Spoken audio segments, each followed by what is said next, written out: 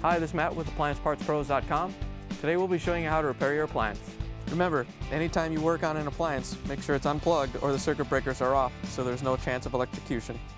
In this video, we're going to show you how to change out the GE Refrigerator Helix Lock Plate. It's going to be a very easy repair, and it's only take a few minutes to show you how to do it.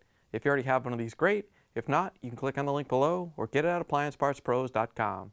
When you open up the package, you're going to get the new Helix Lock Plate. The Helix Lock Plate is located in the ice bucket assembly, and it locks the Helix onto the auger. The main reason to be changing it out is if the hole is rounded out and the Helix is spinning freely, preventing ice from being dispensed. In order to get to the part, we have to open up the freezer door. Once you have the door open, we have to take the ice bucket out. We're just going to lift up on it, pull it out till it stops, then lift up on the back and pull it out the rest of the way. Once you have it out, we can set it on a table so we can work on it. Now that we have the assembly out of the freezer, we're going to take it apart so we can change the part. First thing we're going to do is take off this shell. It's held in by 4 Phillips screws. We're going to use the Phillips screwdriver to take them out.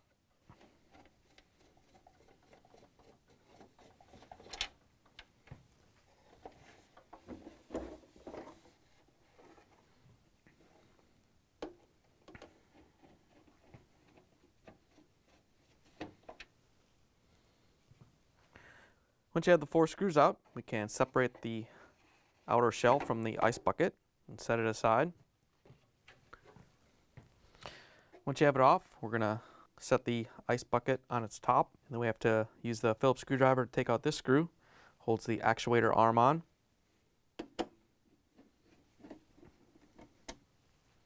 Once you have that screw out, we're going to go to the other end of the actuator arm and release the spring. You just have to press down on it so it comes off the rod.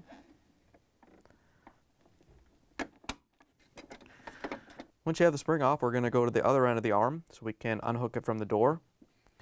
All you have to do is push the door up, and then we're going to push the arm forward so it comes off. Once you have the arm out, we're going to turn the bucket over again. And we have to release the locking tabs on each side.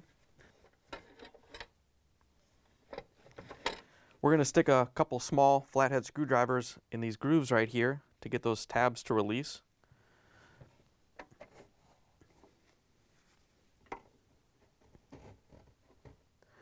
Once you have them stretched out, there's a couple tabs right here that you can just lift up on to get this whole assembly to come out.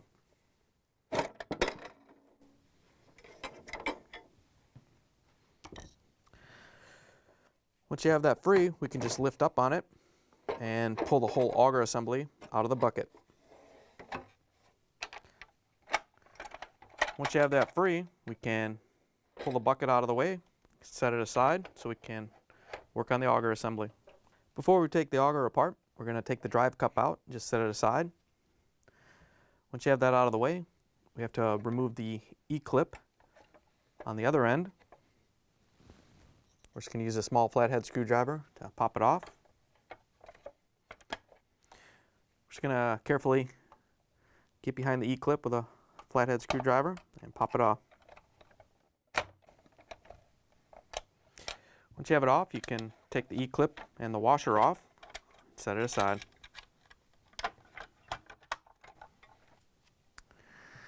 Then we can lay the assembly down and pull the cover off.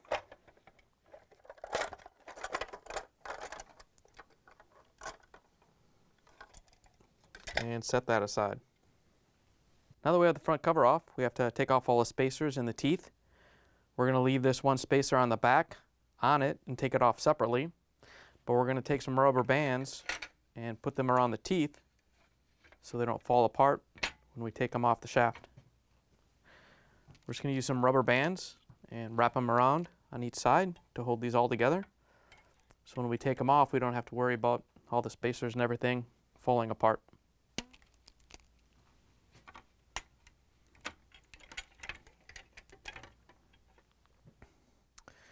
Once you have them held together, we're going to take this nut off. It's reverse thread. We're just going to use large pliers to loosen it up.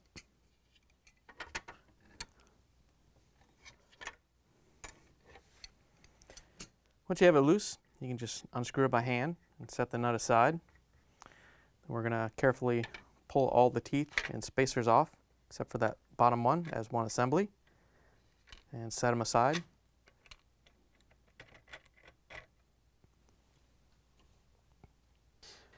Then we can pull off this last spacer and set it aside. Then we can lift off the crusher cover, set that aside.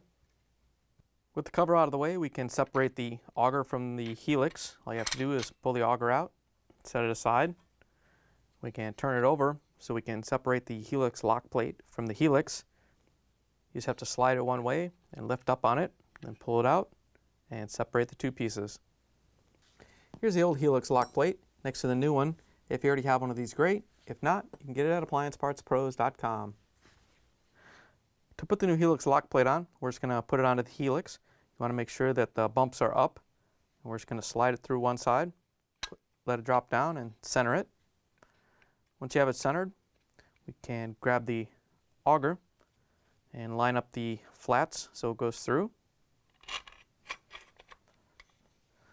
Once you have it in place, we can grab that first spacer. To put the spacer on, all you have to do is slide it down the shaft until it hits the helix. And then we can grab the crusher cover. You just have to set that on top of the helix. You want to make sure that the part with the square is raised. This is should be up right now. Then we can grab the teeth assembly and carefully push it onto the auger. You want to make sure it lines up so when you slide it on, it goes on properly.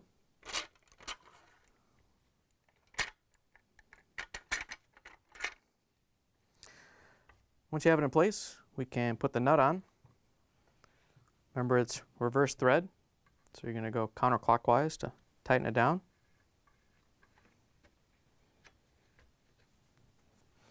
Once you have it snug, we can grab the large pliers and just tighten it down a little bit.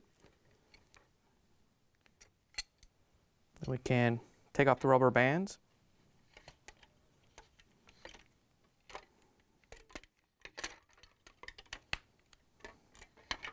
Once you have the rubber bands off, we can put the cover back on. All you have to do is lift this into place, and you're going to have to turn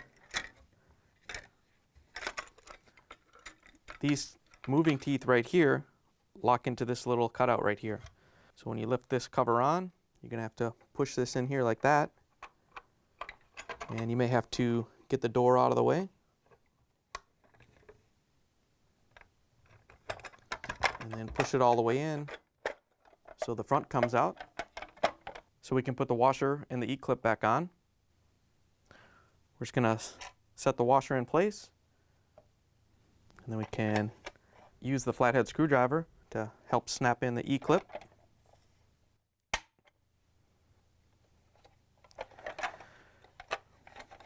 Once you have it in place, you just want to make sure it spins freely so there's no problems. Then we can put the drive cup back in. Once you have the drive cup in, we can grab the bucket and slide the assembly back in there.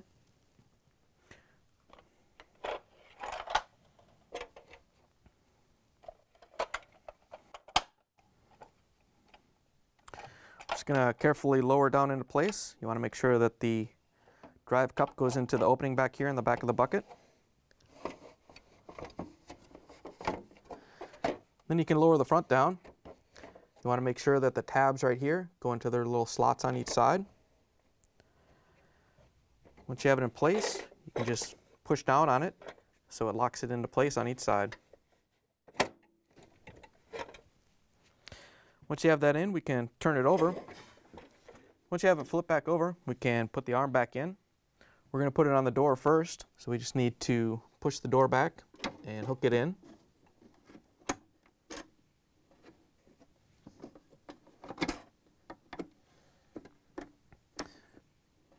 Once you have it onto the door, you can let go of it. And then we're going to look at this bracket right here. You want to make sure that it stayed in between these two little mounting tabs that are supposed to keep it there on the bar. If it's not, you can just move it over. And then to put it in place, we have to lift it over the little mounting assembly. You want to make sure that it goes over this little tab right here. Once you have it in place, we can use the Phillips screwdriver to put the screw back in. Then we can follow it down to the other end.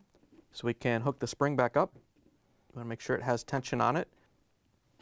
So we're just going to wrap it all the way around and make sure it goes around the arm. Once you have it on there, you just want to push on it a few times to make sure there's tension on it so it works properly. And then we can put on the outer cover. To put the outer cover on, we're just going to set it in place. And then we can lift up the bucket and set it on its side so we can line up the screw holes and use the Phillips screwdriver to put the screws in.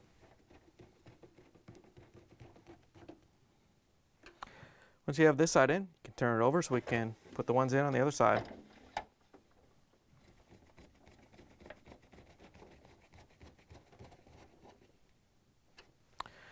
Once you have all the screws put back in, we can put the ice bucket assembly back into the freezer. To put the ice bucket back in, we're just going to line it up on the rails and push it back into place. Once you have it all the way in, we can close the freezer door, plug it back in, and make sure it starts to cool. Thanks for joining us for another successful repair brought to you by AppliancePartsPros.com. Check out our other repair videos on our site, Facebook, and YouTube.